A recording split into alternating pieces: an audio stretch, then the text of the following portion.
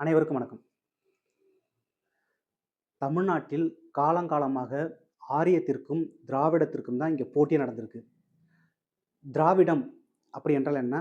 ஆரியம் அப்படி என்றால் என்ன? இருவருக்கும் தனித்தனி சித்தாந்தங்கள். திராவிடத்துடைய சித்தாந்தம் என்ன? ஆரியத்துடைய சித்தாந்தம் என்ன? இது உங்களுக்கு எல்லாத்துக்கும் தெரியும்னு நெனைக்கிறேன். நம்ம அத பற்றி பேசணும்னா ஒரு தனி வீடியோவே அதுக்கு போடலாம். அப்ப திராவிடம், ஆரியம் இந்த 2 சித்தாந்தம் தான் தமிழ்நாட்டுல வேரூன்றி இருக்கக்கூடிய ஒரு சித்தாந்தம். அதுவும் திராவிடம் சமீபத்தில வந்தது தான். அதற்கு முன்பே ஆரியம் நம்மளை மிகப்பெரிய அளவுல வழிநடத்தி கொண்டு வந்தது. இப்ப அந்த ஆரியத்தை மீண்டும் திணிக்க வேண்டும் என்பதுதான் இங்க இருக்கிற பிஜேபி, ஆர்எஸ்எஸ் சங் பரிவார் கும்பலுடைய மிகப்பெரிய ஒரு அஜெண்டாவா இருக்கு. அப்ப திராவிடம் நம்ம எங்க இருந்து பார்க்கலாம்? நமக்கு தெரிந்து நீதி கட்சியிலிருந்து ஆரம்பிக்கலாம். அப்ப நீதி கட்சி திராவிடத்தின் பக்கம் நின்றதா? இல்ல ஆரியத்தின் பக்கம் நின்றதா? நீதி கட்சி திராவிடத்தின் பக்கம் நின்றது. அன்றைய காங்கிரஸ் ஆரியத்திற்கு ஆதரவாகவும், ஆ அ ஆரியத்திற்கு அ உறுதுணையாகவும் அன்றைய காங்கிரஸ் இருந்தது. அதன் பிறகு தந்தை பெரியார் அவர்கள் மிகப்பெரிய அளவுல திராவிடத்தை முன்மொழிந்தாரு. திராவிடத்தை மிகப்பெரிய அளவுல மக்கள்ட்ட கொண்டு போய் சேர்த்தாரு. அப்ப பெரியார் அடுத்தது அறிஞர் அண்ணா. அவர் திராவிடத்தை மிகப்பெரிய அளவுல கொண்டு போய் சேர்த்தாரு. திராவிட கருத்தையும், திராவிட கொள்கையும் மிகப்பெரிய அளவுல மக்கள்ட்ட கொண்டு போய் சேர்த்தாரு.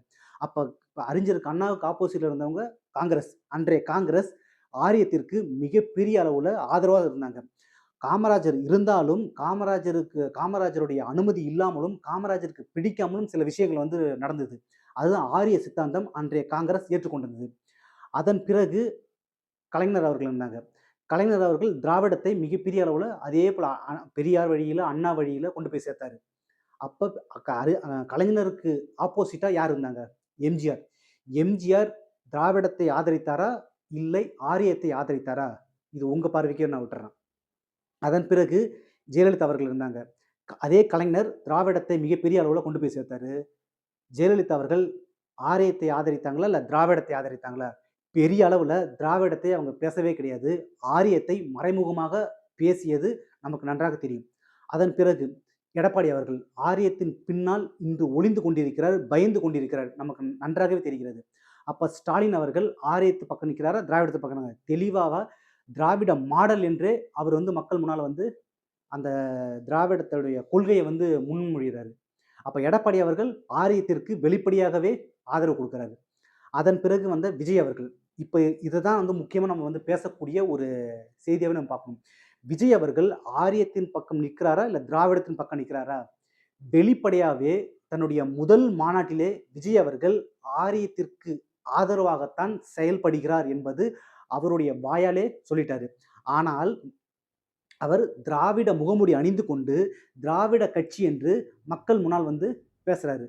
இது ஒருபோதும் எழுச்சி தமிழர் அவருடைய அரசியலையும், அவருடைய கொள்கையும் புரிந்து கொண்ட நபராக நான் பார்ப்பது என்னன்னா, விஜய் அவர்கள் தெளிவாக பிஜேபி, ஆர்எஸ் அவர்களுடைய செயல் திட்டத்தின் அடிப்படையில தான் அவர் அரசியலே கட்சி ஆரம்பிச்சிருக்காரு. இன்னைக்கும் பிஜேபி, ஆர்எஸ்எஸ்ஸ பெரிய அளவுல எதிர்க்காத காரணமே இதுதான்.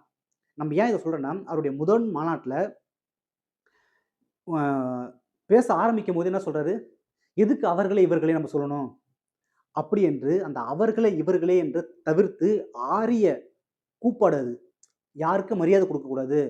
தாழ்ந்தவன், உயர்ந்தவன் என்ற ஒரு கோட்பாடை உறுதியா புடிச்சிட்டு இருக்கிற ஒரு சித்தாந்தம் தான் ஆரிய சித்தாந்தம். அந்த ஆரிய சித்தாந்தத்த மிக அழகாக அவருடைய ஸ்டைல்ல பேசினாரு. அப்ப திராவிடம் இங்க என்ன கொண்டு வந்தது? திராவிடம் தாழ்த்தப்பட்ட மக்களாக இருந்தாலும், ஒடுக்கப்பட்ட மக்களாக இருந்தாலும், யாராக இருந்தாலும் அவர்களை மேடை ஏற்றி அழகு பார்த்த ஒரு இயக்கம் திராவிட இயக்கம். அதனால தான் குப்பனா இருந்தாலும், சுப்பனா இருந்தாலும் மேடையில் ஏறினால் அவர்களே, இவர்களே என்று சொல்லக்கூடிய ஒரு சூழலை திராவிடம் உருவாக்கியது. அதனால தான் மேடையில திராவிட கட்சிகள் மேடையில குப்புசாமி அவர்களே, சுப்புராயன் அவர்களே அப்படி என்று ஒரு மிகப்பெரிய ஒரு சித்தாந்தத்தை திராவிடம் கொண்டு வந்தது. அந்த சித்தாந்தத்தை உடைக்கிற வேலைய தான் விஜய் அவர்கள் செஞ்சாரு. என்ன செஞ்சாரு? எதுக்கு அவர்களே, இவர்களே? இந்த துண்டு போடுற அந்த சால்வ போடுறது, துண்டு போடுற கலாச்சாரத்தலாம் திராவிடம் கொண்டு வந்தது. யாராக இருந்தாலும் நீ எனக்கு சமமானவன். நான் வச்சிருக்க துண்டு உன் தோள் மேல போடு. நீ வச்சிருக்க துண்டு என் தோள் மேல போடு. அப்படி என்று சொல்வது தான் திராவிடத்தினுடைய அரசியல் சித்தாந்தம். அந்த சித்தாந்தத்துக்கு எதிராக செயல்படக்கூடிய ஒரு நபராகத்தான் விஜய் அவர்கள் இருக்கிறார். இன்று வரை பிஜேபி எதிர்த்து பேசக்கூடிய அளவுக்கு அவர்களுக்கு துணிச்சலே கிடையாது. அவருக்கும் கிடையாது, அவர் கட்சிக்கும் கிடையாது. அவங்கள தற்குறி சொல்றாங்க, இல்ல கேள்விக்குறி சொல்றாங்க, இல்ல ஆட்சிக்குறி சொல்றாங்க. அதுல நம்ம போல. விஜய் அவர்கள் அவருடைய சித்தாந்தத்த திராவிடத்து பக்கம் காட்டுறாரா? இல்ல ஆரியத்து பக்கம் காட்டுறாரா? அவருடைய அரசியல் திட்டத்தையும், அவருடைய அரசியல் கொள்கையும் எதன் சார்ந்து இருக்கு? அப்ப அவரு திராவிட முகமூடி அணிந்து கொண்டு, திராவிடத்தை உள்வாங்கிக் கொண்ட மக்களை எப்படி ஏமாற்றுகிறார்? அப்படி என்பது நம்ம நல்லா பார்க்கணும். அதனால தான் நம்மளுடைய தலைவர் எழுச்சி தமிழர் முதல் மாநாட்டிலே சொல்லியிருக்கிறாரு, விஜய் ஒரு ஆபத்தான ஒரு அரசியலை முன்வைக்கிறார். சமீபத்தில கூட தலைவர் சொன்னாரு. விஜய் அவர்கள் ஆர்எஸ்எஸ் பெற்று போட்ட பிள்ளை அப்படின்னு சொல்லியிருக்கிறார். அதனால தான் நாம சொல்றோம், விஜய் அவர்கள் திராவிட முகமூடியை அணிந்து கொண்டு, திராவிட மக்களை ஆரியத்துக்கு அடிமையாக்க நினைக்கக்கூடிய நபராகத்தான் விஜய் அவர்கள் இருக்கிறார். திரு விஜய் அவர்களே, உங்களுடைய அரசியலை திராவிடம் வீழ்த்தும், வீழ்த்தும், வீழ்த்தும்.